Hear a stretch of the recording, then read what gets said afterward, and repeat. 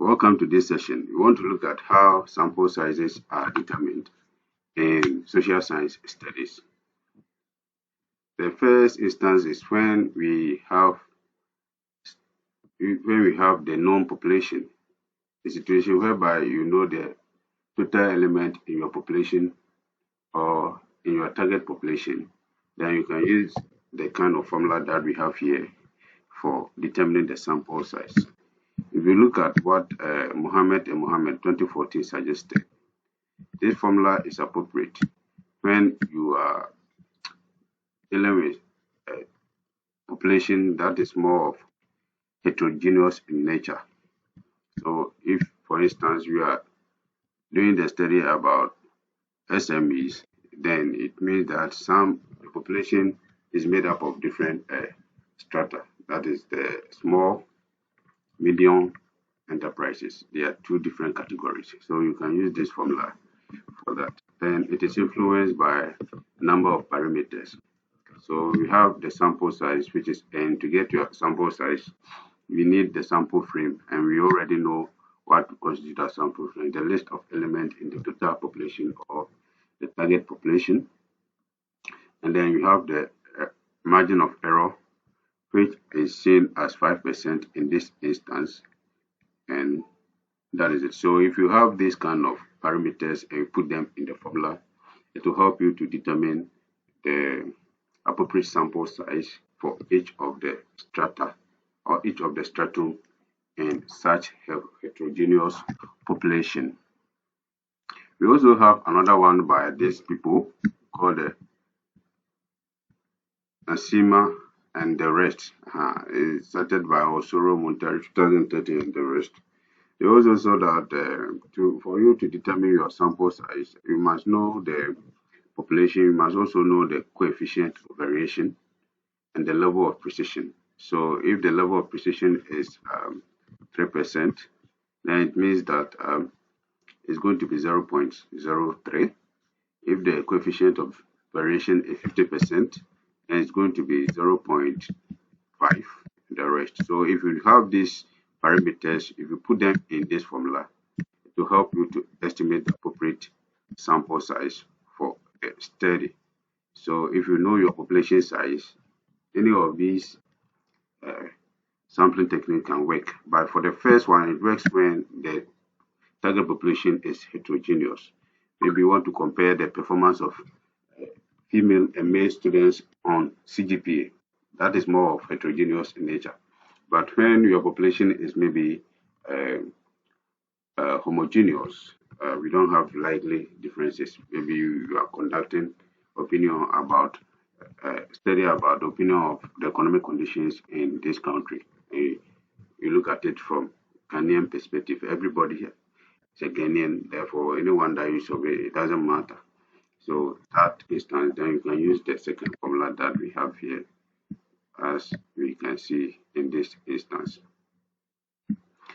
Sometimes too, you can determine the sample size by using already prepared tables. And a typical instance is what we have here. And for you to use a table of this nature, there are certain parameters you must consider. Um, the size of the population and then the size of precisions for the studies that you want to conduct, they are key. For instance, if your sample size, if the size of the population is 100, and you think that the sample size for the precision is 5%, or 5 or minus 5%, and then it's going to be 0.05, as is the case in most of the social science studies. So that is going to be, you will need about 81 sample size minimum for such a study. If your population is between 101 and 125, then you can use 96, and it goes that way. So here you cannot use the formula to calculate for the sample size for your study. You can rely on these already cooked tables to determine the appropriate sample size for your study. The next issue is in situation whereby we don't know the total population, but we know other parameters that can help us to estimate the population. So this is the formula that is used in a situation whereby you don't know the total population, but you know other parameters, including the sampling error or the z-score, and that of level of confidence interval, and that of the standard deviation for the population, which is normally expressed as 50%.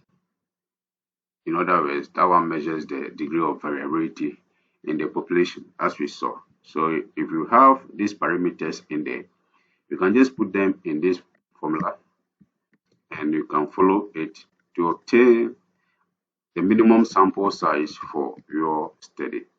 Remember, the emphasis here is on minimum sample size. Minimum sample size means that you should not survey or study the elements in the population that is not up to the number that has been estimated by the formula that we have found.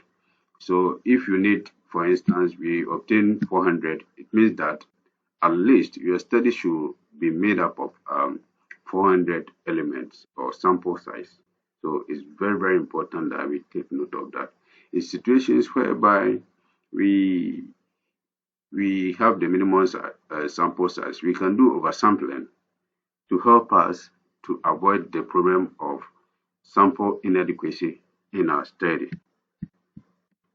Another approach that we can also use for determining the sample size is when we know the various parameters. For instance, according to Palant 205, Palant says that for you to be able to determine a sample size for studies that are using regression for estimation, the sample size should be above 50% plus 8 multiplied by the number of independent variables that we have. So if you have independent variable in your multiple regression and maybe it is 10, then it's going to be 80 times 10 plus 50. At least your sample size should be above that number that you are going to generate. And this formula is more appropriate for predictive oriented kind of studies. You can also use online means or computer softwares to generate the sample size. And a typical of such software is the Rostov software. So if you copy this link and put it in your search engine, it can lead you to a place where or the software that you use to estimate your population. So it's very, very important. All that you just have to do is to copy this link and put it there, and it will lead you to ask you of the various parameters that are necessary for the estimation of the sample size. As soon as you're able to put in those parameters, it will help you to generate the appropriate sample size. So let's see an illustration here where we copy it and place it in the Rosoft software. So when we copy it, we place it in the Rosoft software. This is what we found. If our margin of error is 5% and we have a confidence interval of 95% and we know population size of 250 and our level of precision is estimated at, sorry, our level of variability is estimated as 50% because we don't know for sure. Then as soon as we put this one in, it will generate a minimum of 152 sample size for such a study. Let's vary the population and see. If we vary the population and make it 550 or 500, we're going to have a minimum sample size of 218. If we make it 2,500,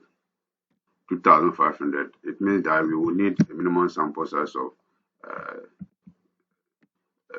334 sample size for such a study. So this is how this link helps in determining the appropriate sample size for your study.